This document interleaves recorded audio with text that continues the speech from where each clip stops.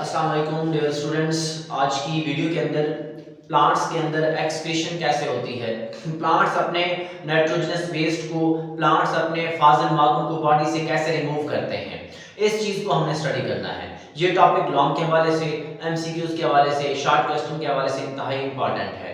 इसको पढ़ने से पहले आपको एक्सक्रीशन जो है वो क्या होती है वो माइंड में लाना होगा। जानदारों के अंदर मेटाबॉलिज्म चलते हैं, केमिकल रिएक्शंस होते हैं। उन केमिकल रिएक्शन के दौरान वेस्ट प्रोडक्ट बनते हैं, उनको हम कहते हैं फाजिल मादे या मेटाबॉलिक वेस्ट। अब वो जो मेटाबॉलिक वेस्ट है बॉडी के अंदर अगर जमा होता जाए तो नुकसानदेह होता है। उसको रिमूव करने के लिए एक प्रोसेस इस्तेमाल होता है, उसको हम कहते हैं एक्सक्रीशन। और तमाम जानदार, जितने भी जानदार हैं, उनके अंदर जो है एक्सक्रीशन का प्रोसेस जो है वो परफॉर्म होता है, मतलब वो अपनी बॉडी से फाजिल मादों को क्या करते हैं, रिमूव करते हैं। ये टॉपिक हमने प्लांट्स के अंदर देखना है। तो आप देखो कि जितने भी लिविंग ऑर्गेनिज्म हैं, जितने भी जानदार हैं, वो परफॉर्म करते हैं एक्सक्रीशन को। इसके साथ साथ प्लांट्स के अंदर फोटोसिंथेसिस के दौरान ऑक्सीजन जो है वेस्ट मटेरियल के तौर पर बनती है। रेस्पिरेशन के दौरान कार्बन डाइऑक्साइड वेस्ट मटेरियल के तौर पर बनती है। अब ये जो दोनों गैसेस हैं, आपको पता है प्लांट्स के अंदर जो स्टोमेटा होते हैं, स्टोमेटा, प्लांट्स जो है अपने स्टोमेटा की मदद से ऑक्सीजन और कार्बन डाइऑक्साइड को क्या करते हैं, रिमूव करते रहते हैं। इसी तरह इन दोनों प्रोसेस के दौरान, मतलब रेस्पिरेशन और फोटोसिंथेसिस के दौरान, जो वेस्ट मटेरियल के तौर पर जो चीज बनती है उसका नाम क्या है, वाटर है। अब अगर आप देखो ऑक्सीजन हो, कार्बन डाइऑक्साइड हो या वाटर हो, पानी हो, इसके अंदर नाइट्रोजनस वेस्ट, ये नाइट्रोजनस वेस्ट नहीं है, ये इजाफी मादे तो हैं लेकिन नाइट्रोजनस वेस्ट नहीं है। इसी वजह से इनको खारिज करने के लिए जो है स्टोमेटा इस्तेमाल होते हैं। और वाटर जो है किस चीज के लिए इस्तेमाल होता है, प्लांट्स अपने अंदर ट्रांसपायरेशन के प्रोसेस की मदद से एक्स्ट्रा वाटर को रिमूव कर देते हैं, या इसके साथ साथ जो पानी और बचेगा उसको किस चीज के लिए इस्तेमाल करेंगे, टर्जिडिटी ऑफ द सेल को टर्जिड करने के लिए, जो है सेल को फैलाने के लिए जो है वैक्यूल्स के अंदर ये पानी को क्या कर लेते हैं, स्टोर कर लेते हैं, जिसकी वजह से सेल जो है वो क्या हो जाता है, टर्जिड हो जाता है। अब इनको हम ये नहीं कह सकते कि नाइट्रोजनस वेस्ट, क्योंकि इनके पास नाइट्रोजनस वेस्ट है ही नहीं। तो नाइट्रोजनस वेस्ट को पौधे किस तरीके से बॉडी से रिमूव करेंगे, 3 स्ट्रक्चर्स इन्वॉल्व होते हैं। सबसे पहला है वैक्यूल्स, उसके बाद लीव्स, उसके बाद स्टेम। क्या चीज, वैक्यूल्स, लीव्स और स्टेम। अब बात रूट्स भी आती है, मैं बाद में बात करता हूं। तो वैक्यूल जो है क्या किरदार अदा करता है एक्सक्रीशन में, लीव्स क्या किरदार अदा करते हैं, स्टेम क्या किरदार अदा करता है नाइट्रोजनस वेस्ट के नुकसान से बचने के लिए।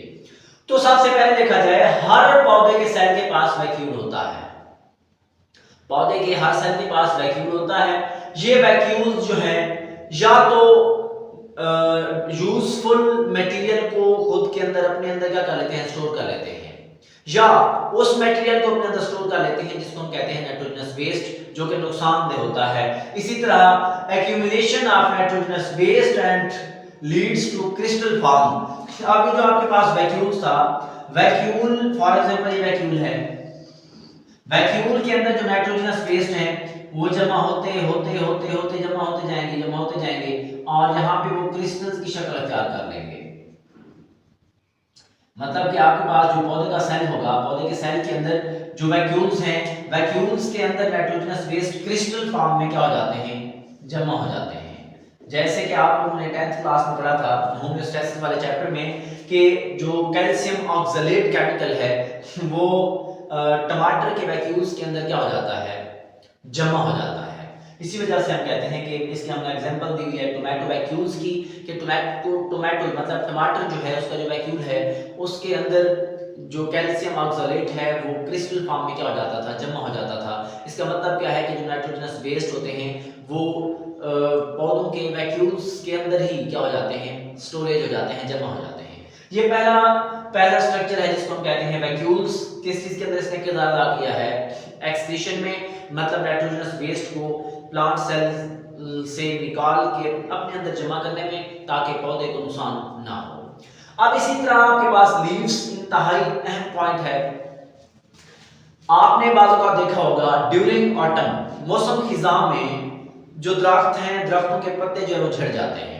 अब पौधों के पत्ते क्यों झड़ते हैं?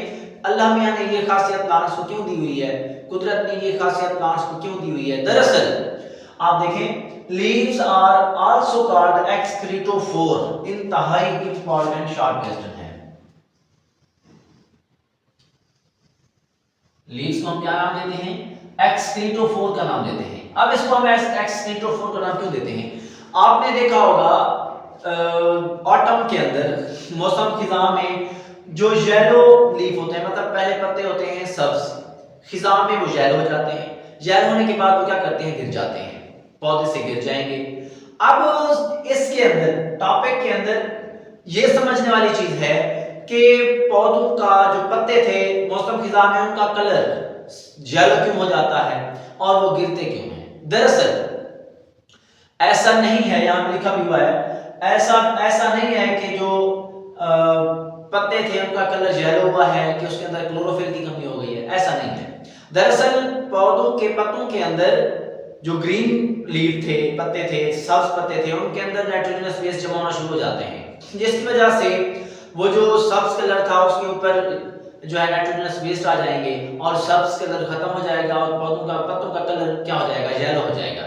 जब वो नाइट्रोजनस वेस्ट से भर जाते हैं फिर वो वहां से क्या करते हैं? गिर जाते हैं, जिसकी वजह से पौधों के अंदर जितना भी नाइट्रोजनस वेस्ट था वो पत्तों की मदद से क्या हो जाता है? बॉडी से रिमूव हो जाता है।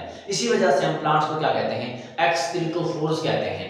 और जो किसान होते हैं, फार्मर्स होते हैं, वो इन पत्तों को जो है मिनरल्स, मतलब वो पत्ते उठाएंगे दूसरे जमीन के अंदर डाल देंगे और सैल के अंदर जो है मिनरल्स की मिकदार को मेंटेन करने के लिए भी ये पत्ते इस्तेमाल होते हैं। अब इसके बाद अगर देखा जाए स्टेम इंतहाई अहम पॉइंट है। अब आप देखें some plants deposit the harmful strange chemicals in their xylem. कुछ पौधे जो हैं अपने जाइलम के अंदर जो खतरनाक मादे होते हैं, डेंजरस केमिकल्स होते हैं, वो क्या कर लेते हैं? उन जाइलम के अंदर स्टोर कर लेते हैं। अब जाइलम जो है वो क्या हो जाता है? पुराना हो जाता है। अब वो जो पुराना जाइलम है वो ट्रांसपोर्ट ऑफ वाटर नहीं करता, पानी की ट्रांसपोर्ट नहीं करता, बल्कि वो क्या करता है?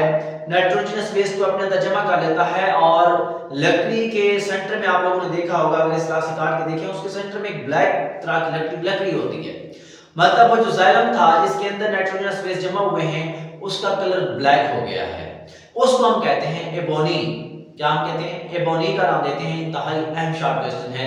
और बाज प्लांट जो हैं क्या करते हैं? अपनी जड़ों की मदद से नाइट्रोजनस वेस्ट को खारिज कर देते हैं, जिसकी वजह से दूसरे पौधे जो हैं जो खुराक ले रहे थे, तो ये केमिकल जो हैं वो उन पौधों की जड़ों से खुराक ले लेते हैं और उनको क्या करते हैं?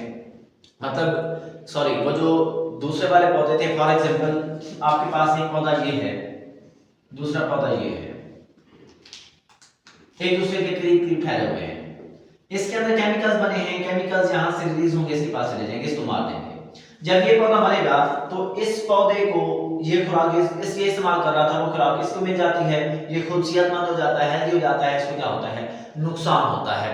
इसके साथ साथ इसके अलावा एक और चीज भी माइंड में रखिएगा कि जो ये पौधे हैं अपने अंदर जब केमिकल्स को स्टोर करेंगे तो बाकी बाहर से आने वाला प्रेडेटर जो भी इस पर हमला करेगा वो भी क्या हो जाएगा? इन जो केमिकल्स हैं इनकी वजह से वो मर जाता है और इनको नुकसान मतलब नहीं पहुंचता, ये नुकसान से बच जाते हैं। इसी वजह से ये समझा जाता है कि कुछ पौधे जो हैं अपने केमिकल्स को वेपन के तौर पर भी क्या करते हैं? इस्तेमाल करते हैं। ये आपके पास आसान और सिंपल सा टॉपिक है, आप लोगों ने ऐसे लिखना है, इंशाल्लाह आप लोगों के नंबर नहीं कटेंगे। तो नेक्स्ट वीडियो तक दुआ में याद रखिएगा। अल्लाह हाफिज़।